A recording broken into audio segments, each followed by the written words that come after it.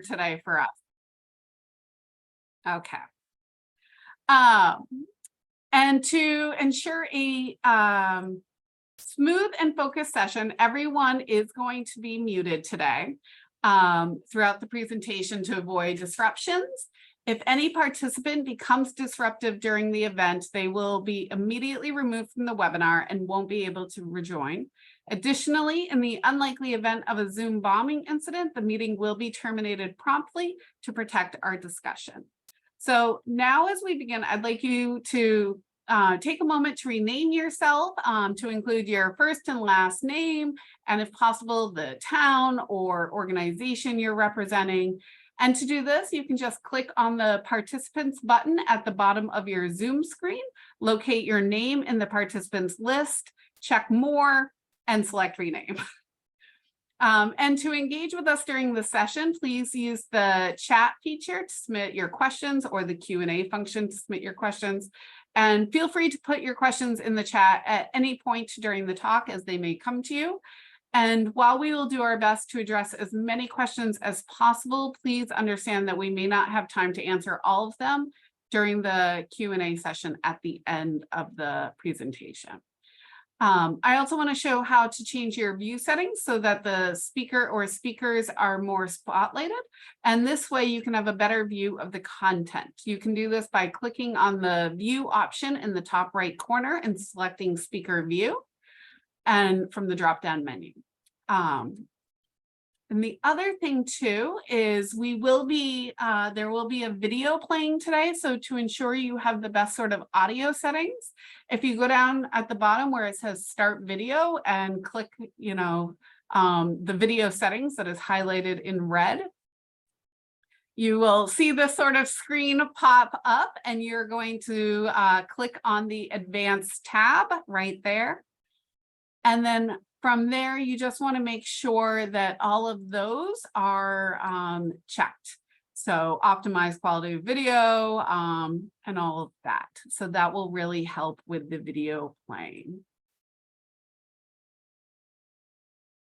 And if anyone has any technical issues during the presentation, just please reach out to our tech support staff, Hannah. Hannah is here to assist you and ensure a smooth experience for everyone.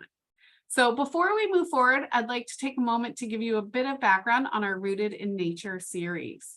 Spanning 5 thematic sessions, we have gathered experts from Indigenous communities right here in Massachusetts to offer an exploration of Indigenous perspectives on climate resilience and sustainability. The series supports the implementation of Metro Common 2050, our regional land use plan, particularly our strategies to advance climate mitigation and resiliency and inclusive growth and development. It also aligns with the broader shift in the climate resiliency landscape, recognizing and uplifting Indigenous knowledge as a vital resource. An example of this shift is the recent formation of the Center for Braiding Indigenous Knowledge and Science at UMass Amherst, led by Dr. Sonia Adelaide. The series by MAPC mirrors this progressive approach, aiming to enhance climate adaptation strategies by fostering a deeper understanding of Indigenous cultures and encouraging collaborations for cross-municipality projects that are geared to address the impacts of climate change collectively. Now, I'd like to turn it over to my colleague, Brooks Winter, who will share a quick message about how the series and today's topic fit into the broader work at MAPC. And I will stop sharing. Thanks, Lindsay, and good afternoon, everyone. My name is Brooks Winter, and I'm a senior clean energy specialist at the Metropolitan Area Planning Council. It's an honor to help introduce Leslie Jonas and today's program. A few years ago, at the beginning of the pandemic, I joined a team at MAPC to work on what we called the Indigenous History and Partnerships Project. Our goal was to learn about the history and present of Indigenous people in the greater Boston region, and to share what we learned with our colleagues so that we could be better partners to tribal governments and Native communities. We started with a deep dive on the history of the region, learning about the presence of Indigenous peoples long before European invasion, and then looked at the presence of Natives in the region today, learning that they are, despite prevailing narratives of erasure, very much still here. We are all on Native land. We then reached out to tribal governments in the region, talking to tribal historic preservation officers and other officials to ask them what issues matter most to them and how they want to be engaged in local and regional planning efforts. We then considered our own work and how we were falling short when it came to engaging with Indigenous communities. Finally, we shared what we had learned with our colleagues and brainstormed ideas for deeper engagement in the future. This webinar is a direct result of that work. I share this to encourage all of you, but especially my fellow non-Indigenous folks, to think about what that kind of work might look like in your community or your workplace. As we've heard throughout this series, tribal governments and Indigenous organizations like the Native Land Conservancy are crucial leaders and partners in our work to fight climate change and protect the natural world. It's important that we don't waste their time with our ignorance or open old wounds with our carelessness.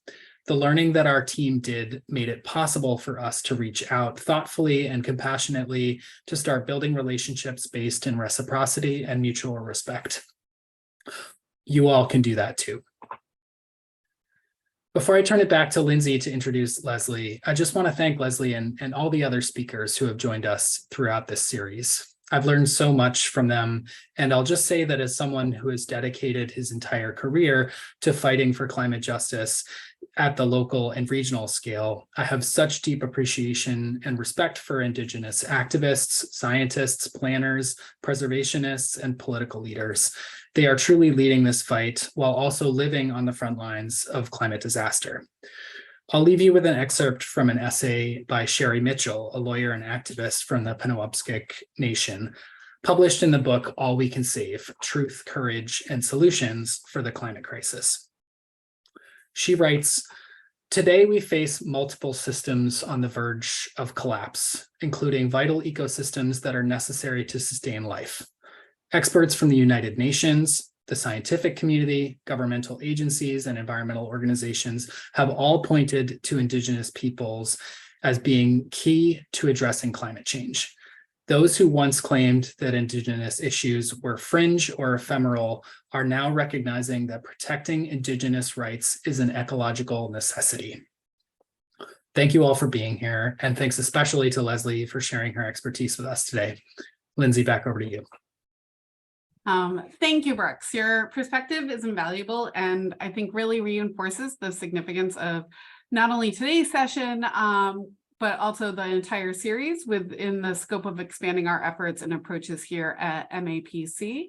And I will just make a quick plug if you missed our first Rooted in Nature session with Ryan Montero about how you can do this kind of sort of knowledge groundwork for yourself. I would recommend going back to our landing page to watch that video that really sort of outlines steps that allies can take to educate themselves first.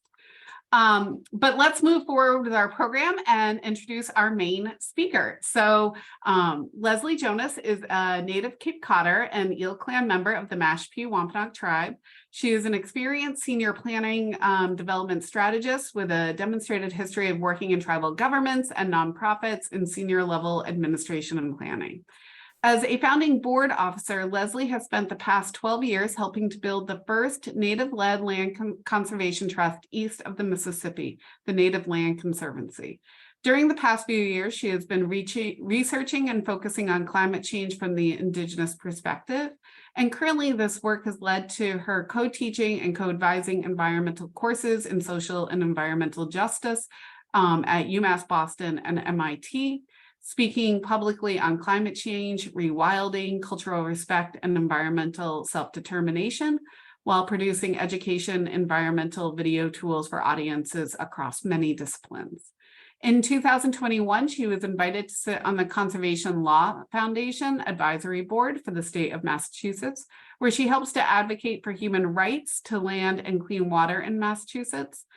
Leslie was recently chosen as a Keystone Cooperator Fellow by UMass Amherst to join the Women on the Land in the where I think she just actually returned from this week. where community opinion leaders come together for a 3-day retreat, which focuses on forest ecology and management, wildlife management, invasive plants and insects, and land protection. So Les is a green native of Cape Cod whose interests have always been in the rescue, restoration, and preservation of our precious lands and waters. So please join me in giving a warm welcome to Leslie Jonas. So we're eager to hear their perspective on today's speaker. So Leslie, the virtual floor is now yours. Wani Kisak, a Katapatanamu, Natasuis Leslie Jonas, Nutomas Masipia. Good day, I'm Leslie. I'm Mashpee Wampanoag, and thanks for having me back. For Native peoples, access to land and water is critical to our cultural survival, and I'm sure many of you have heard this over and over again from all of our speakers in the series. Quite simply because access to land and water is critical to our livelihoods, it's our medicine, and it's really our innate right to life itself. But the looming danger for the past many decades has really grown to an overwhelmingly frightening threat to our existence, to everything's existence. And I know you know what I'm talking about, and that's climate.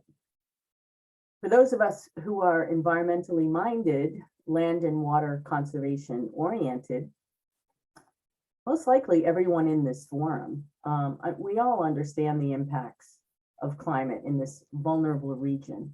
And we've witnessed its destruction to the natural world for many, many decades. We're surrounded by water on Cape Cod, the Wampanoag homelands of Massachusetts, seen here in the map, which is all of Cape Cod and the islands, north to the Merrimack River, west to the Blackstone River, and down into eastern Rhode Island. For Native peoples, land and water are just, quite frankly, sacred. They are life. It's our inherent right as Indigenous people to protect and secure our primary land base and our waterways. But it was Yale School for the Environment who did a study that confirmed that Indigenous nations across this continent have lost 99% of our historical land bases, essentially the loss of our homelands. This systematic land dispossession is connected historically to the Indian Removal Act of 1830 by Andrew Jackson, which was responsible for the removal of all Indian tribes east of the Mississippi, displacing many native cultures by forced migration away from land bases, including the disestablishment of land held in trust. But also, very importantly, we've been losing our land base and our natural resources to the current and future threat of climate. And this is certainly not new. It's simply impossible not to witness the grave effects of climate change in our lives today, especially for coastal people. And I know many of us personally try to live greener lives by being open, aware, and educating ourselves on renewables, sustainable practices in the hopes of reducing our own personal carbon footprints. Daily, we hear and read about the growing effects of climate change, and without question, understand it to be one of today's most pressing issues. There's simply hundreds of examples of the ways in which we humans live on the earth that impact her negatively and contribute to climate. But I'll only share on a couple of the issues that are directly impacting we northeastern coastal, both native and non-native people.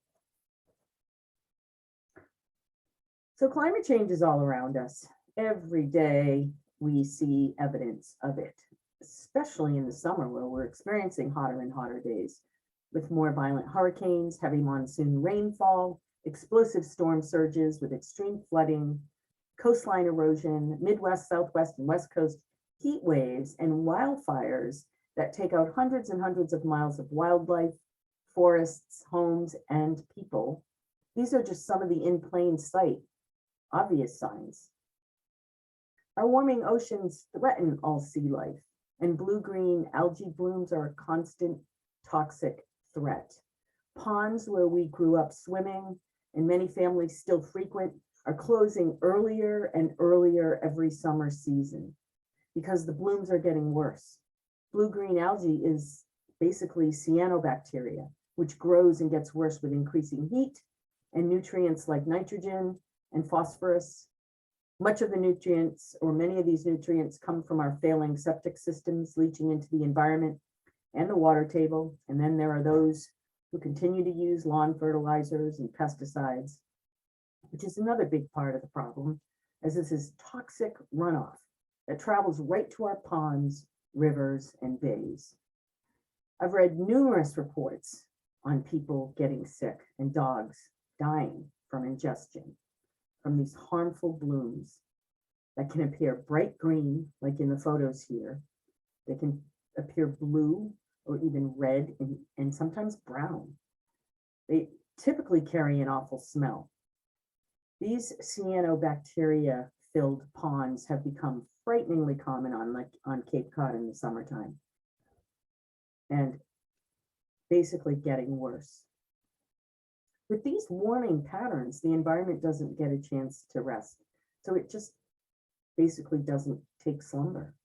What we've witnessed as a result of the earth not resting is it just doesn't go dormant. So we aren't seeing a hard freeze in the winters. And this is becoming more and more dangerous, both nature and our existence. Invasive species flourish and spread disease. Insects that can hurt us don't die off, like the diseased mosquitoes and ticks we're finding in greater numbers. And they're making it through the warming winters. There are new beetles killing our trees. And wildlife comes closer and closer to domestic areas due to the threatened food sources in the woods, like desperate coyotes lurking through the day and night in neighborhoods in hopes to find food. Unfortunately, some of them make their way into backyards and have taken small pets. Another really important example, and I present on this quite a bit because this, to me, the white-tailed deer issue is a huge conservation issue and a major threat to our eastern forests. They have been multiplying exponentially and changing what our eastern forests are supposed to look like. On Cape Cod and the islands, populations of white-tailed deer roam at alarming rates. There are sometimes upwards of 12 to 15 deer in my yard. The deer come right up close and look at me without fear. And while this may appear fascinating, beautiful, even majestic as a great natural resource and part of our naturally occurring ecosystem, the growing deer population has definitely become a growing conservation problem. For we indigenous, deer, which is venison, is a primary food source, and it's a staple. But according to Cool Green Science, which is a Smarter by Nature publication that I read, there's no native vertebrate species in the eastern United States that has a more direct effect on habitat integrity than the white-tailed deer. In fact, in many states, deer populations continue to rise well beyond historical norms. According to data produced by Massachusetts wildlife biologists, there are now upwards of 150,000 plus white-tailed deer in Massachusetts, and densities can include more than 80 deer per square mile, depending on where you are. 30 to 50 in certain parts of eastern Mass. The recent deer harvest data cites that the deer population is roughly 12 to 18 deer per square mile in western and central Mass. On Cape Cod, upwards and over 30 per square mile. And on the Vineyard in Nantucket, there are 50 plus per square mile.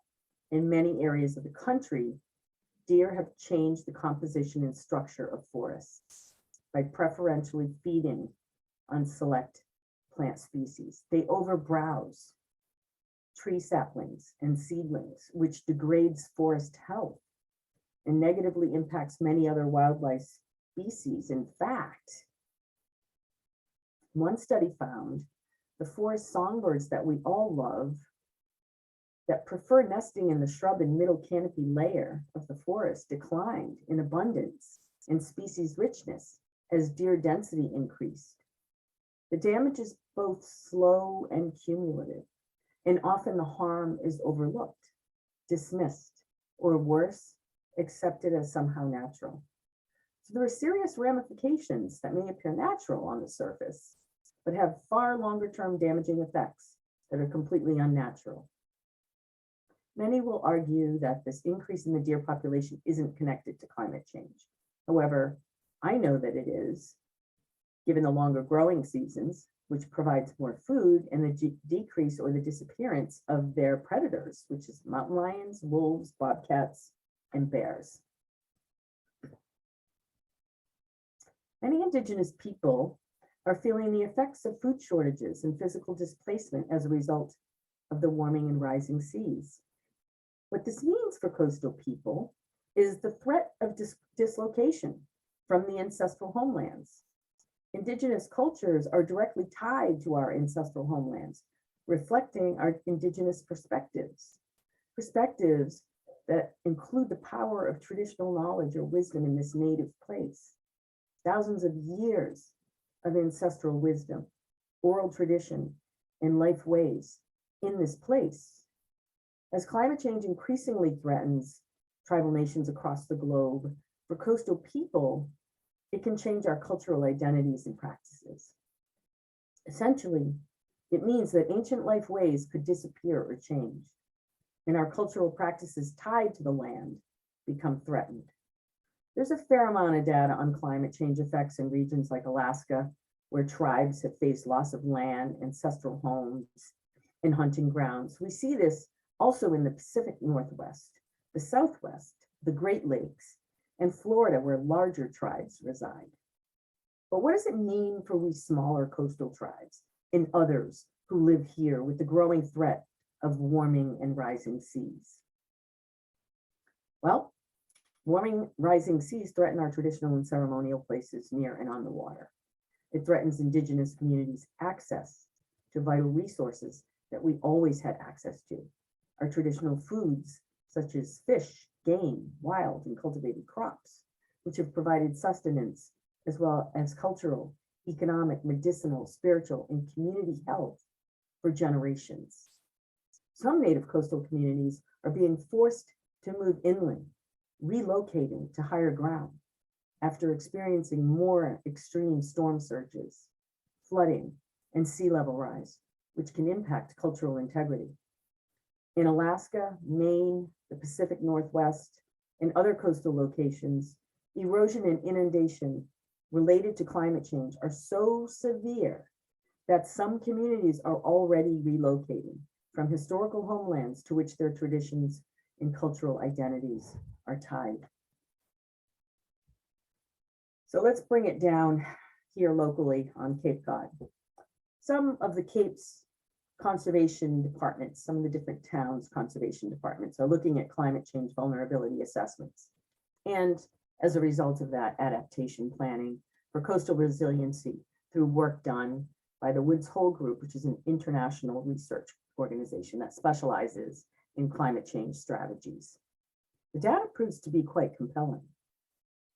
And while I won't get into the scientific minutia, the vulnerability assessment confirms a daunting future for our coasts.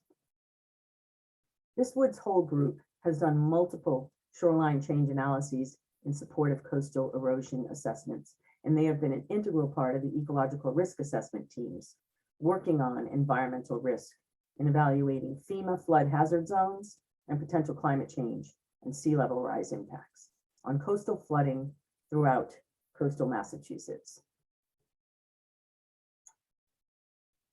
A former Woods Hole Group coastal scientist named Elise Leduc did quite a few presentations in Falmouth, where I live.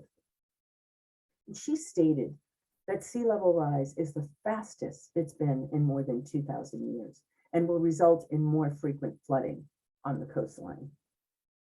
For Cape Cod and cities and towns throughout coastal Massachusetts, the current state projections show anywhere from an estimated 5 to 8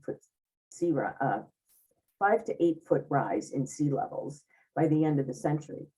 I've heard everything from 5 to 10 feet by the end of the century. But if the sea is rising faster and faster each year, then we can assume definitely upwards of 8 feet. The staunch reality is that many of us will have to push back to higher ground. And while you and I may not have to move in our lifetimes, many of our children and grandchildren will. We talked a little bit about Rebecca Sosi, a Yaqui Indian law scholar, in my last presentation. I follow a lot of what she's been writing for many, many years now. And what she says, she talks a lot about adaptation strategies being potentially genocidal for many groups of Indigenous people. And instead, she argues for this recognition of an Indigenous right to environmental self-determination. And that's a powerful word. Environmental self-determination says that Indigenous communities have the right to remain on their homelands and should have the right to maintain cultural and political status on their traditional homelands. In the context of climate, such a right would impose affirmative requirements on nation states to engage in mitigation strategies in order to avoid such climate-related catastrophic harm to the Indigenous people of these areas. Environmental self-determination for Indigenous people is critical to the protection of our lives, our culture, and our future generations. And there's a lot that can be done and should be done in terms of mitigation and environmental justice, but in an intercultural, cross-cultural framework, and one that recognizes rights to cultural survival. I have been following the Biloxi Chitimacha Choctaw tribe for quite a few years now. I began reading about the sacred land of the Ile de Jean Charles in coastal Louisiana, where a small community of Biloxi Chitimacha Choctaw Indians has called home for a couple of centuries. It's been basically swallowed up by the rising sea, leaving residents with little dry ground and a fear they'll lose their heritage. For the Biloxi Chitimacha Choctaw, that means moving their entire community north to higher ground, as you can see here in the map. That slice of land that had supported the tribe through trapping, fishing, and agriculture for 175 plus years is drowning into the Gulf of Mexico. Basically, since the 1950s, the tribe has lost 98% of its land to rising sea levels, coastal erosion, and flooding. The island, about 50 miles south of New Orleans, and once covered 15,000 acres, has eroded to what you see here, this little tiny strip measuring a quarter-mile wide by a half-mile long. And once the home of 400 native people, the island now has fewer and fewer, many having left. Common fears in Indian displacement is as the people leave, our culture goes with it.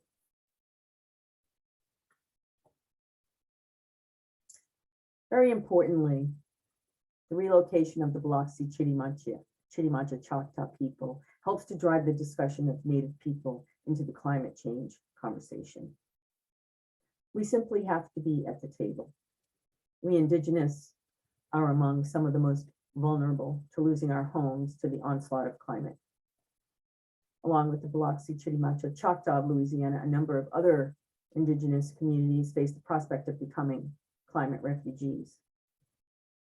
For decades, many Inuit communities have faced a harsh reality of climate change, while their villages flooded and traditional hunting grounds disappeared because of glacial melts. While this daunting climate change phenomenon proves to be threatening and culturally challenging for we coastal tribes, it also provides an opportunity to strengthen not simply adaptive strategies, but mitigation strategies in preserving our native cultures. And this can only take place by forward thinking, by partnerships, proactive work and vulnerability assessments, staying ahead of it, coastal resiliency and adaptation mitigation planning efforts with local, state, and federal partners. Securing these partnerships to work together and identifying trends and dangerous growing patterns of destruction to our environment will prove to be promising. We have to work together with a variety of partners in an intercultural collaborative style that includes innovative ways to include traditional ecological knowledge with the science, STEM, by utilizing technology tools available in diverse research methods to effectively address climate and its related impacts in a culturally appropriate community context. For tribal people, it's important that our communities stay together. Keeping us together means the fiber of our community remains strong. And in doing so, we're able to protect and preserve our culture for the next 7 generations. We have to be mindful as we move forward. And I say this a lot because everything we do, in our intentions, our actions, our thoughts, and the energy we present and put forward affects the next generations. So in closing, I'm going to share a video by GBH News on a Wampanoag family and their history of shellfishing and some of the impacts of climate and what they're seeing on some of these shores of Cape Cod.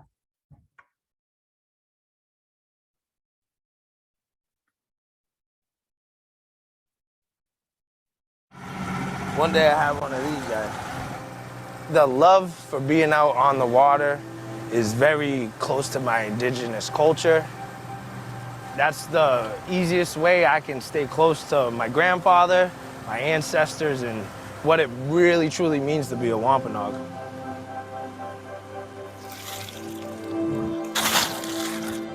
Unfortunately, through ways of pollution and overfishing, now the wild fishery isn't what it used to be. So one way I can stay close to this culture is by doing the aquaculture farming.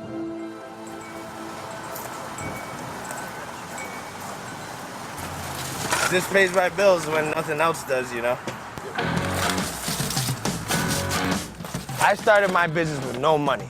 I had no truck, I had a little sedan. I used to put the baskets in the back. My whole car just smelled like rotten seafood. But you know, I would go out there in my waders and truck around in the mud and make a couple $100. Eventually, I bought a truck. And then eventually, I got a boat. You know, I learned all my fishing techniques from my grandfather. I grew up on Palmanessa Day. My father died when I was 10. My mother had 15 kids. Everybody had to work. I can't do it like I used to, of course, but that's the way it is. That's the way we were brought up. Not the fastest ride, but it worked. He's always lived off the land my whole life. Even when I was a small child going to my grandparents' house, I would come over, he would have raccoons, squirrels, possums, you name it, in the sink ready to eat for dinner. You know, obviously as a kid, he'd be like, "You want a squirrel for dinner?" I was like, "No, I'll take chicken nuggets." But now I appreciate that. In my mid-20s, we reunited and kind of became a fishing team, you know?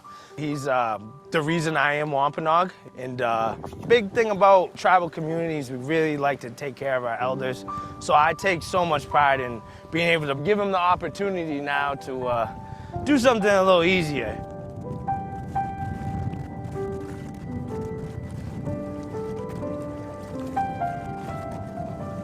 Originally, I would help my dad, is how I started.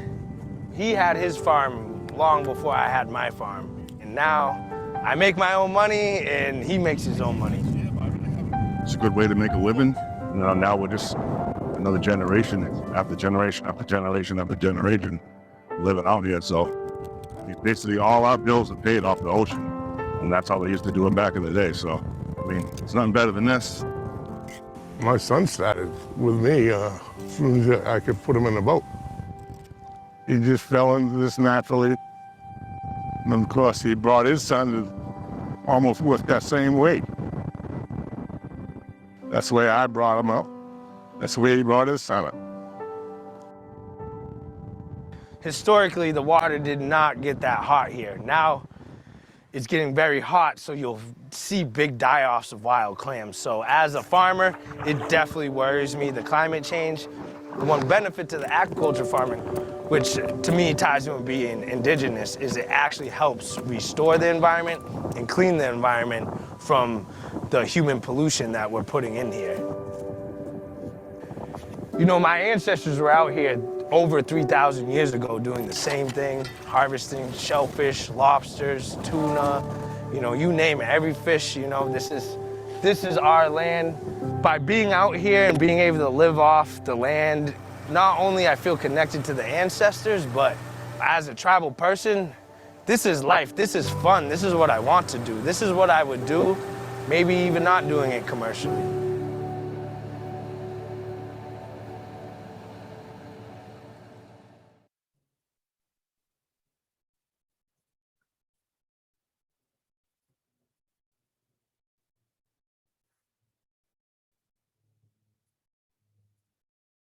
Thank you.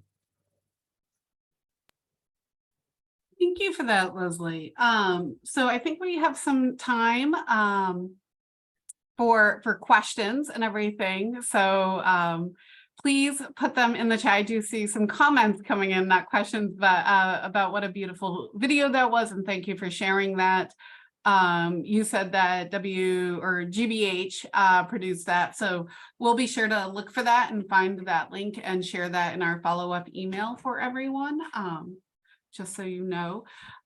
So let's see what questions have come in. And again, please put them into the chat Q&A. I know we had some, I'm just trying to find it now. So some of the questions, and you and I actually, Leslie, before this session began, we're sort of talking about this, but what are some strategies for utilizing TEK, tech, also traditional ecological knowledge and climate science that can contribute to coastal resilience and sustainability? And again, I think maybe expanding some of that stuff you and I were talking about earlier for people to really recognize and understand. So I think I talk about this a lot in terms of relationship building and what incorporating Indigenous knowledge really will truly look like when it really and truly happens. And it's become very trendy. In December of 2022, President Biden put out a memo that said to all STEM and STEAM, sciences and higher ed institutions to begin to incorporate Indigenous knowledge into their research work. And this was widespread. And what happened, it had a trickle-down effect where higher ed institutions and other organizations began to adopt this DASIA, diversity, equity, inclusion, justice objectives in the work that they do. And there was this big push for that. And I think there's a rush that I'm seeing and a pull on Indigenous people to get this traditional ecological knowledge. And I think that we need to step back and look at what really needs to happen here. And it's a huge educational opportunity to share with people on a few facts. And one, namely, in that traditional ecological knowledge and these ancient knowledge systems are not going to solve modern day pollution problems.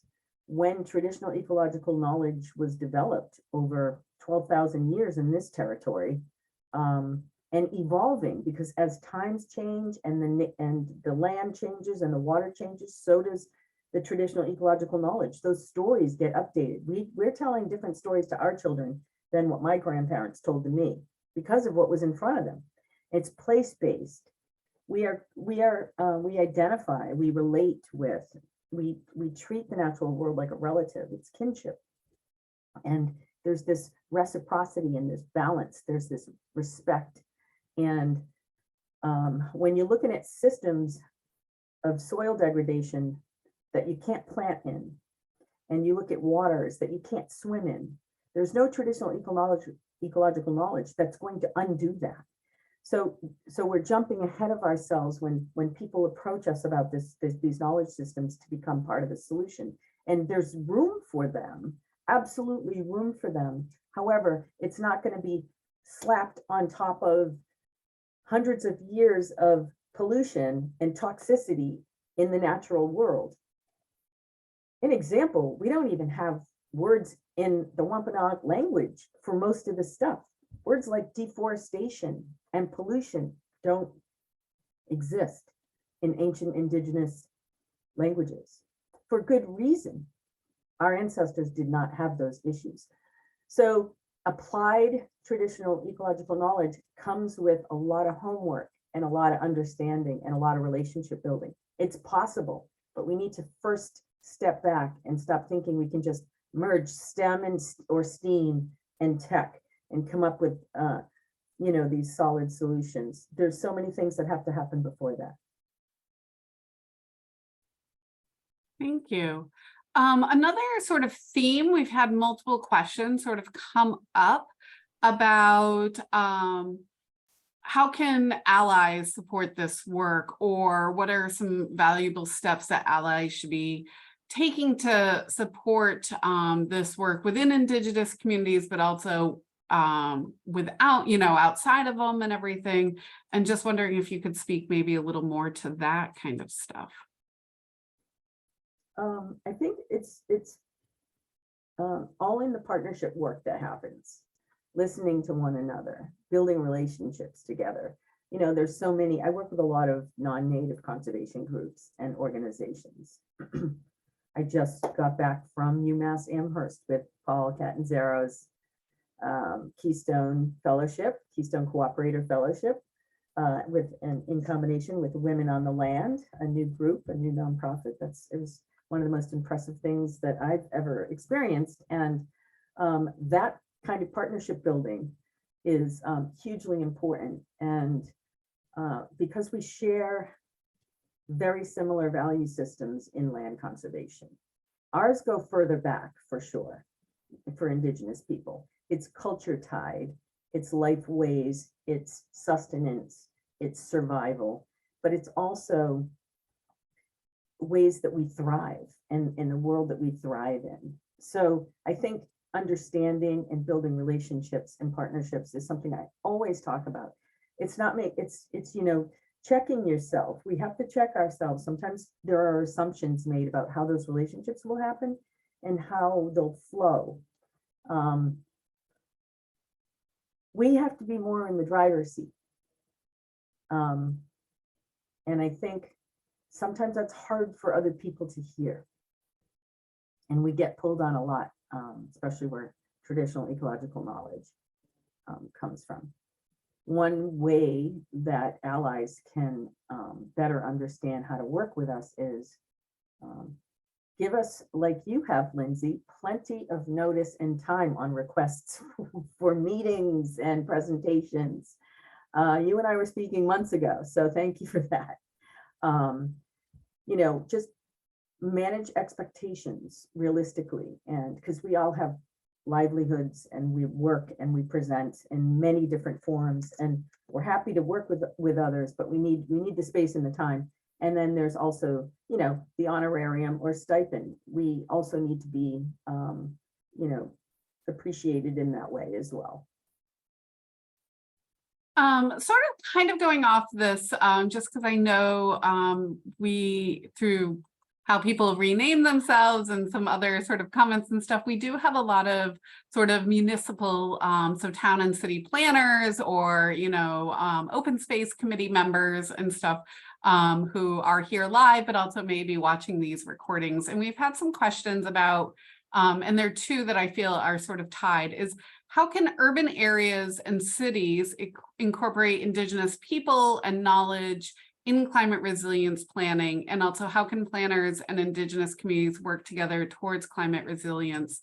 And I was wondering if you could answer those, because I think those are really important, because so many times, in some of the conversations I have had, people don't think of Indigenous people as living in their communities when they know that there's a reservation or, Mashpee or, Aquina on the Cape and Islands and, stuff that they don't see how that impacts their community that might be more inland. And I was wondering if you can talk about the importance of those considerations. Yes. And in fact, I'm working with Green Roots, John Walkie from on a Chelsea project that we're collaborating on with MIT. And this topic is up for us right now. And it's tricky because in order to successfully indigenize an area, you really want to make contact with and build relationship with the historical peoples of that area, of the site. And sometimes that's difficult. In some cases, people migrated into an area and have become sort of the native people of that area. And sometimes you may have to go with that as opposed to who the indigenous people were hundreds of years earlier. I don't know of a very large native contingency in Chelsea, for example. So I've been trying to help from afar because it is still Wampanoag territory. There were clearly Native American village sites near the waterways, etc. So the thing I would recommend for any planner is to first find out the history of the area, who the tribes were, or who the tribe was. And if they're an active tribe, a functioning tribe, and they have governance, it'll be easier to access the TIPOs, the Tribal Historic Preservation Officers, or the natural resources folks, or the historians of the tribe. You have to build from there. So it's not just one person that's going to be able to solve this. It's really making a connection to the history. And so it's tough for in urban settings. And I see schools or higher ed institutions like MIT reaching out into the tribes that are sort of around the area. And then they, in their land acknowledgements, acknowledge the homelands of the Wampanoag Nation that they reside on. Another tricky topic for some who have land acknowledgements but don't really have any relationship to the local people. That's a whole other discussion. Making contact, here's my recommendations for urban planning. Making contact with the closest Indigenous people in the area. If they're actively governed, fantastic. You probably have better luck. If not, you might have to go to the next tribe. Wampanoag Nation is filled with it has 4 active tribes. There's some smaller tribes, but 4 active tribes: Aquinnah, Mashpee, Assonet, and Herring Pond. And then Nipmuc, all throughout Massachusetts. Others that aren't as active, but are migrating back as well. So NACOB is a really good resource to reach out to. North American Indian Center of Boston. Raquel Halsey is the executive director, and Jean-Luc Petit is the president. He's also the Martin Luther King Fellow at MIT's in their fellowship this year, Martin Luther King Scholar. He'd be a great resource as well. But I think reaching out to NACOB would be a perfect solution since it's an urban Indian center. There's also, and again, we'll, in our follow-up email, send a lot of these links to everyone. There's also the Massachusetts Center for Native American Awareness up on the North Shore in the Peabody area that also can act as a resource. So another question we just got is, can you please share more about how climate adaptation strategies impact Indigenous environmental self-determination? They're wondering if you're referring specifically to retreat and relocation or other mechanisms. Sure, that's a very good question, and I appreciate it. Yes, the issue of becoming a climate refugee in this space is very real. And we could, on Cape Cod, be subject to that as well. When we look at coastal resiliency and addressing solutions to climate change with a huge nod to the cultural survival of the local Indigenous people, it would include bringing those Indigenous voices to the table when solutions are being created. So instead of building seawalls we would maybe create living shorelines where you're using natural resources that may be threatened, whether they're the dunes grasses, the eel grasses that we're suffering loss from. This bringing back biodiversity that can do the same thing in reducing shoreline erosion, or in increasing coastal resiliency, which is something we would be more apt to do, is to reinvigorate the protection by bringing back the native species that have been threatened or lost. So sometimes closing off hunting areas or fishing areas is hurtful, as opposed to cleaning them up. And we do that a lot on the Cape, just shut things down. And those are sites that, as you saw in the video, the Hendricks family have been fishing for thousands of years. And so instead of a solution to clean up, or maybe talk to the tribal people, how can we clean this up together? How can we help, or how can we increase, say, the shellfish capacity here, because they're a filtration system. Just working together can solve so much of it, and not making assumptions on what we might think will work when we haven't been asked. Thank you. And because this is session 5, we are definitely seeing themes sort of coming from some of our previous sessions, previous things you talked about, but also like the marsh grass restoration was touched upon in session 3 with Linda Coombs and Brett Stearns and everything, because they are Quinawampanoag, so Martha's Vineyard, and they have been doing a lot of restoration for the coastline to protect the Aquina Bluffs and other really important landscapes. And again, just access to the resources, right? It's all this stuff is tied in. It's not just climate, it's also food justice, right? Being able to access all of this.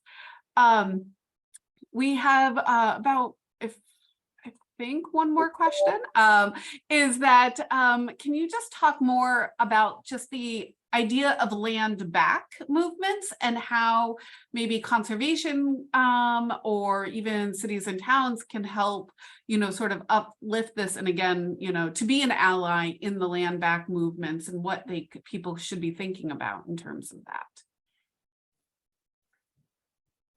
So it's a big topic for the Native Land Conservancy, and we have some really great examples to share in recent donations made to the organization for the purposes of opening access up to Indigenous people and others.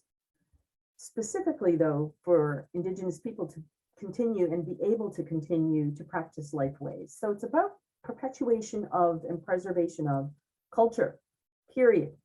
So land back through donations. So what we've starting to experience more of are larger either organizations or even private homeowners. We have some private homeowners that we've got from Kingston all the way out into Western Mass, into Leverett, where we were approached by private landowners who did not want to sell their land and wanted it to go back to the first people. So we're seeing more of this happening, as opposed to the threat of development and more impact to the natural world. They gave a couple out in Leverett gave 55 acres of Nipmuc country for us to hold in conservation. So we have the canister to be able to do that through the NLC, our 501c3. So we're opening access up to Indigenous people, especially those of Nipmuc, of the Nipmuc Nation, because it's on their territory. So while we're the canister that holds it in conservation for them, they'll be able to access this beautiful, beautiful natural forest.